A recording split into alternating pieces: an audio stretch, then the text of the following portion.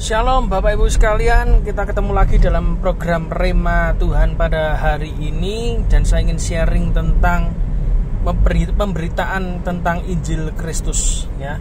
Bapak Ibu sekalian, kalau saudara perhatikan di beberapa negara terjadi revival besar itu karena dua hal ya.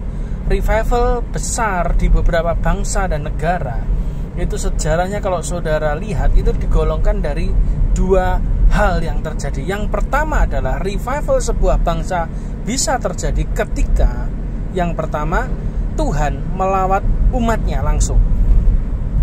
Ketika ada lawatan Tuhan datang, lalu umat Tuhan dipenuhi dengan kuasa Roh Kudus, mereka tidak bisa berhenti, mereka terus memuji, menyembah Tuhan dan sebagainya, dan tiba-tiba boom, revival terjadi. Rasa lapar dan haus akan Tuhan terjadi, pertobatan banyak terjadi. Itu yang pertama. Itu yang lebih soft dari pihak Tuhan. Tetapi apabila satu kota menolak lawatan Tuhan, maka yang terjadi kemudian Tuhan akan pakai cara yang kedua, yang mungkin bagi gereja besar, gereja gedung, gereja nyaman tidak disukai. Apa itu? Penganiayaan besar terjadi. Dan biasanya dengan cara yang kedua ini, ledakan revival, lawatan Tuhan, penuaian jiwa-jiwa terjadi. Nah sekarang kalau kita lihat di kota kita masing-masing, kalau kita lihat di Caruban, kita sedang menunggu lawatan Tuhan. Kalau diperhitungkan oleh gereja-gereja. Tapi kalau itu tidak diperhitungkan dan dilewatkan, maka jangan heran nanti Tuhan akan kirimkan hal yang kedua, persekusi, penganiayaan. Gereja-gereja ditutup, gereja-gereja dibakar, kerusuhan di mana-mana. Kita langsung bertobat, kita cari Tuhan, kita dilawat Tuhan. Sejak saat itu penuaian jiwa-jiwa terjadi. Oke? Dua cara ini, tidak ada yang lain. Saudara cek semua pergerakan rohani, semua lawatan Tuhan terjadi karena dua hal ini. Contoh paling gampang, kerusuhan 98. Ketika kerusuhan Mei 98, banyak sekali yang dibakar dan lain sebagainya. Tiba-tiba orang mencari Tuhan dengan terpaksa. Dan sejak itu pertumbuhan kekristenan di Indonesia berkembang luar biasa. Di Lombok juga begitu. Pada waktu terjadi kerusuhan, gereja-gereja yang tadinya tidak bersatu, sekarang nyanyi ya toh waktu kerusuhan itu. Kau sahabatku, kau ngaku-ngaku saudara semua. Kenapa? Karena takut sendirian. Biasa ya toh, orang Kristen itu kan begitu, takut sendirian. Begitu dibuat kerusuhan, dibuat penganiayaan, ayo kumpul kau saudaraku, kau saudariku. Padahal sebelumnya tidak pernah ada, saudara-saudara. Yang ada adalah persaingan rebut-rebutan jemaat.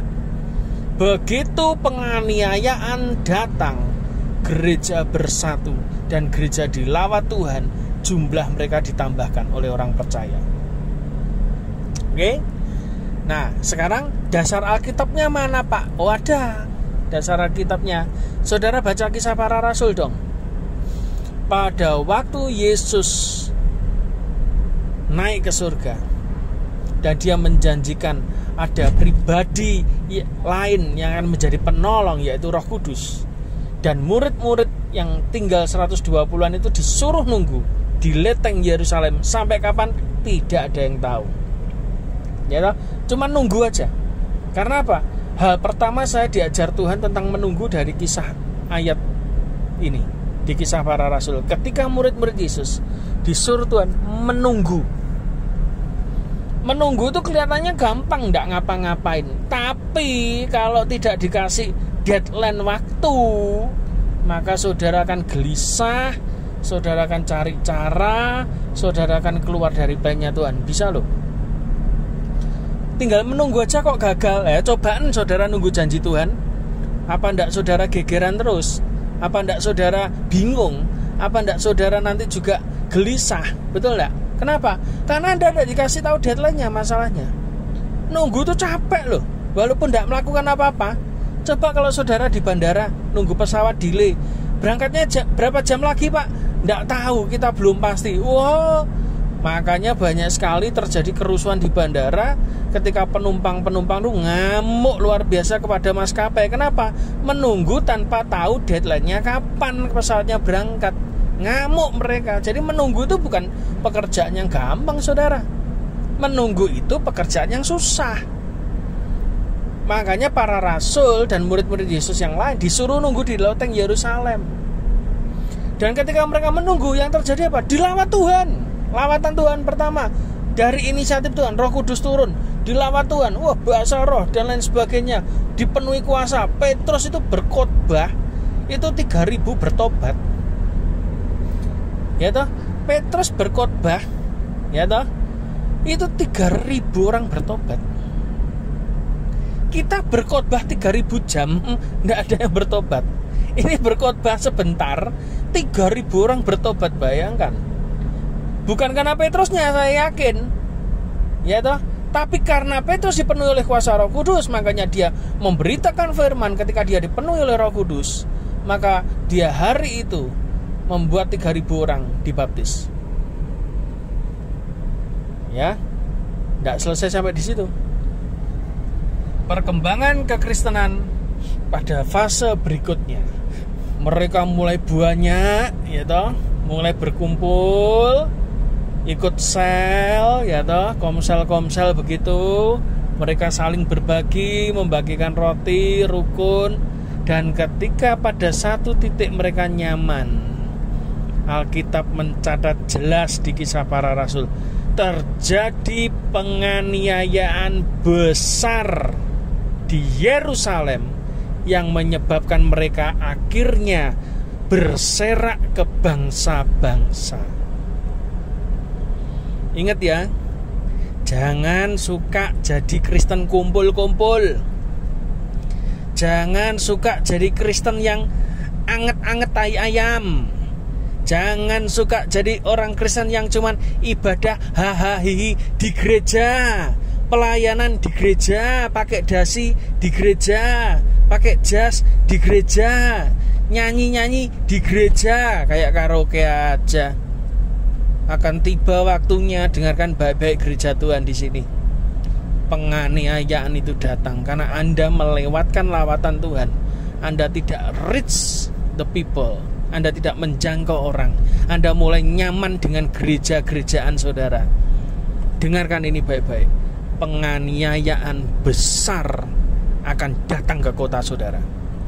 Dan sejak saat itu Anda akan berteriak kepada Tuhan, dan Anda akan terserak kemana-mana. Dan hari itu Kisah Para Rasul mengatakan, hampir seluruh dunia mengenal Injil karena orang-orang yang dipaksa Tuhan karena penganiayaan.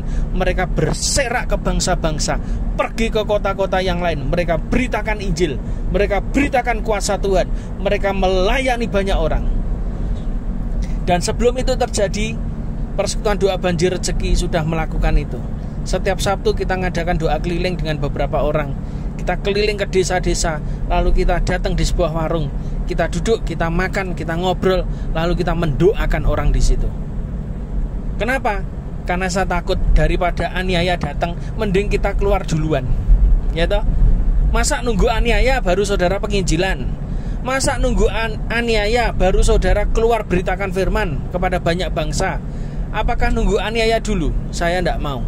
Sebelum itu terjadi, maka saya ingin keluar dari kandang, ya toh. Ada orang yang mengatakan kepada salah satu tim kita, Bu Susi itu Kristen jalan-jalan katanya. Kenapa? Ono acara ning gereja A melok, ono persekutuan ning A melok, ono lagi kegiatan di A melok. Itu Kristen jalan-jalan. Ya, saya ngomong ketika saya disambati, aku dicap Kristen jalan-jalan kok. Saya jawab, Yesus adalah Tuhannya orang Kristen jalan-jalan.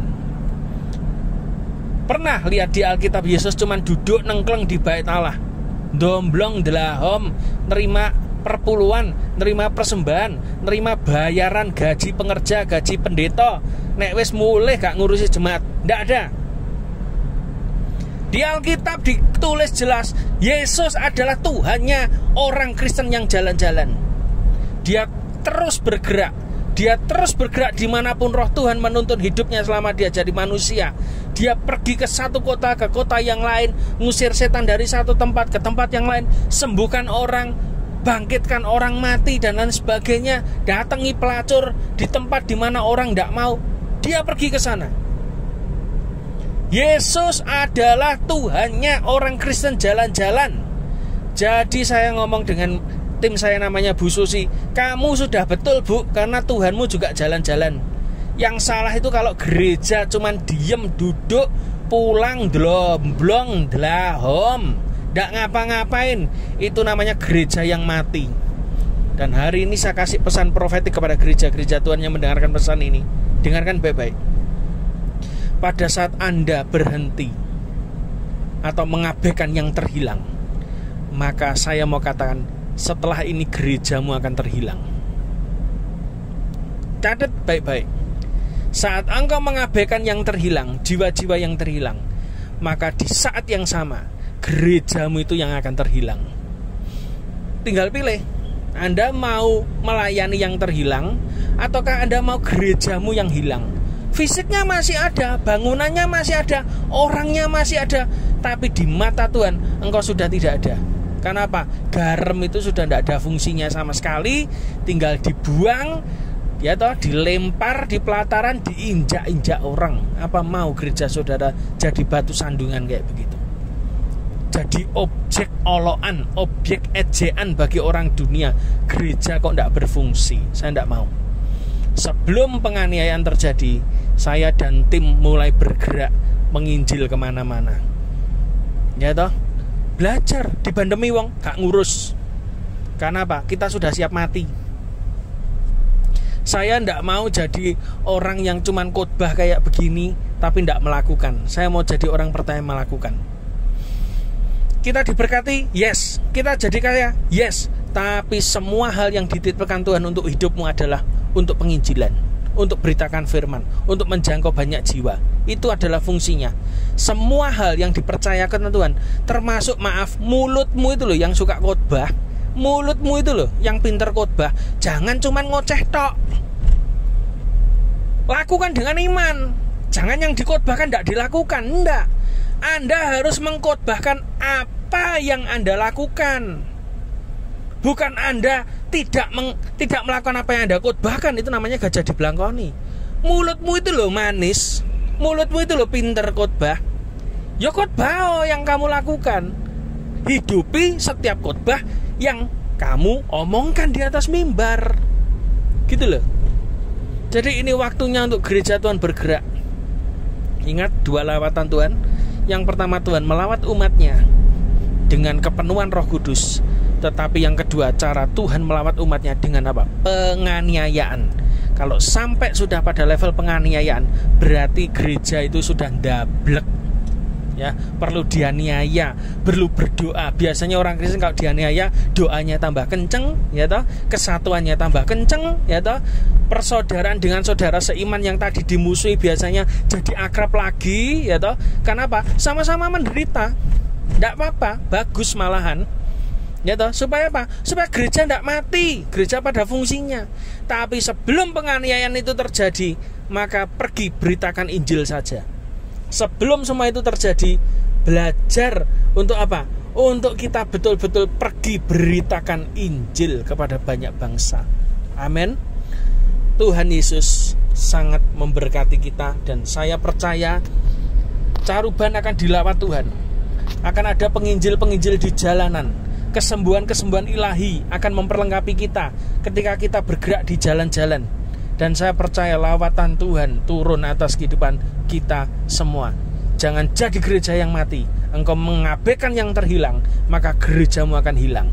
Di dalam nama Tuhan Yesus. Amin.